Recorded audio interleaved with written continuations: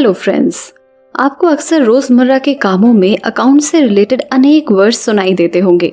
खासकर अगर आप शेयर मार्केट में इन्वेस्ट करते हैं तो आपने बैलेंस शीट का नाम जरूर सुना होगा। असल में ये बैलेंस शीट किसी भी बिजनेस में बेहद जरूरी होती है।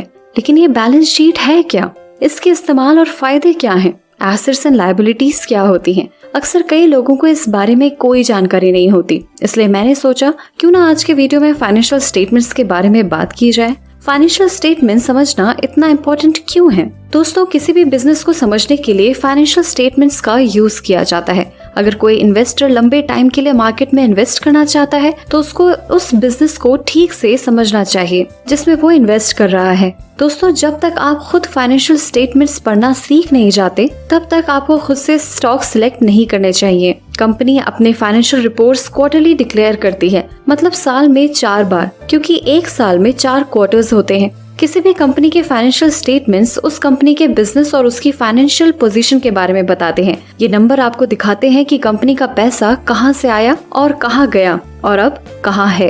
इसके अलावा भी अगर आप किसी कंपनी के शेयर खरीदना चाहते हैं और उसमें लॉन्ग टर्म इन्वेस्टमेंट करने के बारे में सोच रहे हैं तो ऐसी सिचुएशन में अगर आपको उस कंपनी की बैलेंस शीट का एनालिसिस करना है तो आपको उसकी बैलेंस शीट को समझना आना चाहिए। इससे आप उस कंपनी की फाइनेंशियल सिचुएशन कैसी है ये समझ पाएंगे। पिछले सालों में उस कंपनी ने किस तरह से खुद को प्रेजेंट किया है, आगे उस कंपनी को बिजनेस में कितनी ग्रोथ होगी, इन सारी चीजों के बारे में आप आसानी से सीख सकते हैं। तभी जाकर आप एक अच्छी कंपनी के शेयर खरीदने के लिए आगे बढ़ सकते हैं। दोस्तों, अगर आप जॉब के साथ इन्वेस्टर भी बनना चाहते हैं तो आपको शेयर मार्केट में इन्वेस्ट करना चाहिए। इसके लिए आपके पास डीमैट अकाउंट होना बहुत जरूरी है। अगर आपके पास डीमैट अकाउंट नहीं है या आप बहुत ज्यादा ब्रोकरेज से परेशान हैं, तो देश के सबसे अच्छे, बड़े और भरोसेमंद ब्रोकरेज फर्म ज़ीरोधा का लिंक इस वीडियो के डिस्क्रिप्शन में है। आज ही अपना डीमैट अकाउंट ओपन करें।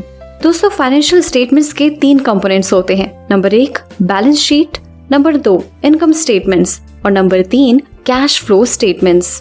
दोस्तों, बैलेंस शीट दिखाती है कि एक कंपनी के पास क्या है और एग्जैक्ट फाइनेंशियल पोजीशन एक फिक्स्ड सर्टेन डेट पर मेजर करती है। वहीं इनकम स्टेटमेंट्स दिखाता है कि किसी कंपनी ने टाइम के साथ कितना पैसा कमाया और कितना खर्च किया है। और कैश फ्लो स्टेटमेंट्स कंपनी ने जो भी पैसे का लेन देन किया है उसे दिखाता है। दोस्तों, आइए सबसे पहले हम बैलेंस शीट को समझते हैं। बैलेंस शीट में assets, liabilities, equity, capital, total date या कर्ज को इंक्लूड करते हैं। इसमें एक साइड पर एसेट्स और दूसरी साइड पर लायबिलिटीज होती हैं। अब इन दोनों का मतलब समझते हैं। दोस्तों, एसेट्स का मतलब ऐसे रिसोर्सेज जो कंपनी ओन करती है या जो कंपनी के पास है। एसेट्स में फिजिकल प्रॉपर्टी जैसे कंपनी के व्हीकल्स, प्लांट्स, मशीनरी और कैश जैसी चीजें भी शामिल हैं। साथ ही ऐसी चीजें जिन्हें छुआ नहीं जा सकता लेकिन फिर भी मौजूद है और जिनकी वैल्यू है, जैसे ट्रेडमार्क्स या पेटेंट्स एटसेट्रा भी शामिल है।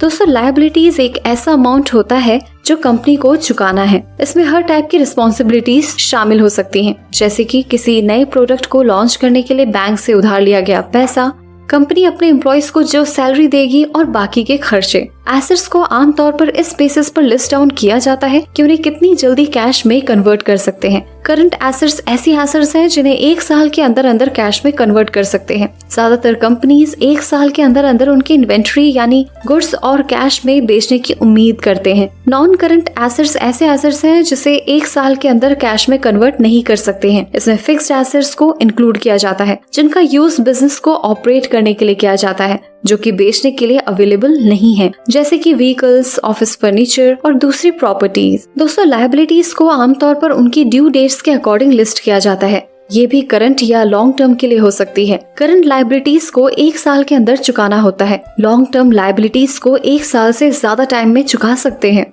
दोस्तों, आइए अब बैलेंस शीट की बाकी की टर्म्स को समझते हैं। दोस्तों, लायबिलिटी साइड में सबसे पहले आपको शेयर होल्डर्स फंड देखने को मिलेगा। शेयर होल्डर्स फंड का मतलब है वो पैसा जो कंपनी ने अपने शेयर्स बेचकर शेयर होल्डर से लिया है, प्लस डिविडेंड देने के बाद कंपनी का बचा हुआ प्रॉफिट। ये लायबिलिटी इसलिए है क्योंकि शेयर होल्डर्स फंड्स कंपनी के राइटफुली नहीं होता, क्योंकि ये शेयर होल्डर्स का होता है। कंपनी के पर्सपेक्टिव से समझें तो कंपनी को ये पैसा शेयर होल्डर्स को चुकाना पड़ेगा। बैलेंस शीट में हमेशा ही एसेट्स और लायबिलिटीज साइड इक्वल यानी बराबर होती हैं। जैसे कि अगर कंपनी ने बैंक से 10 लाख रुपए का लोन लिया है तो ये कंपनी की लायबिलिटी हुई, और अगर उस 10 लाख में से कंपनी ने 8 लाख की फैक्ट्री ली तो ये कंपनी की एसेट्स हुई, और उसमें से 2 लाख बैंक में डिपॉजिट करवा दिए तो ये बैंक बैलेंस भी कंपनी की एसेट्स हुई। तो ऐसे ही कंपनी के एसेट्स और लायबिलिटीज हमेशा बैलेंस ही रहेगी। दोस्तों, गैप प्रिंसिपल्स के अकॉर्डिंग एसेट्स और लायबिलिटीज को अलग अलग सेपरेटली लिस्ट करना जरूरी है। बैलेंस शीट एक इम्पोर्टेंट रेफरेंस डॉक्यूमेंट है इन्वेस्टर्स और शेयर होल्डर्स के लिए, ताकि वो एसेस कर सके कंपनी के फाइनेंशियल स्टेटस को। बैलेंस शीट को एनालाइज करके आप समझ सकते हैं कि कंपनी की परफॉर्मेंस कैसी है। बैलेंस शीट एक अकाउंटिंग इक्वेशन पर डिपेंड करती है, जो है assets is equal to liabilities plus share holders equity. ये इक्वेशन रिलेटेबल है क्योंकि कंपनी को एसेट्स के लिए पैसे या तो लोन लेकर या इन्वेस्टर से पैसे लेकर पे करना पड़ेगा। दोस्तों, अगर कंपनी की बैलेंस शीट बैलेंस नहीं करती है तो थोड़ी प्रॉब्लम्स हो सकती हैं, जैसे कि इनकरेक्ट डेटा या मिस कैलकुलेशंस। किसी कंपनी या इंडस्ट्री के साइज के बावजूद बैलेंस शीट के बहुत से एडवांटेजेस हैं। बैलेंस शीट रिस्क डिटरमाइन करती है, जैसे कंपनी जल्दी से ये एसेस कर सकती है कि क्या कंपनी ने ज्यादा पैसा उधार लिया है, उसको पे करने की कैपेबिलिटी है, क्या उसके पास जो एसेट्स हैं वो लिक्विड यानी कि इजीली कैश में कन्वर्ट होने के केपेबल हैं, क्या उसके पास इतना कैश है कि वो कंपनी की करंट डिमांड्स को पूरा कर सके।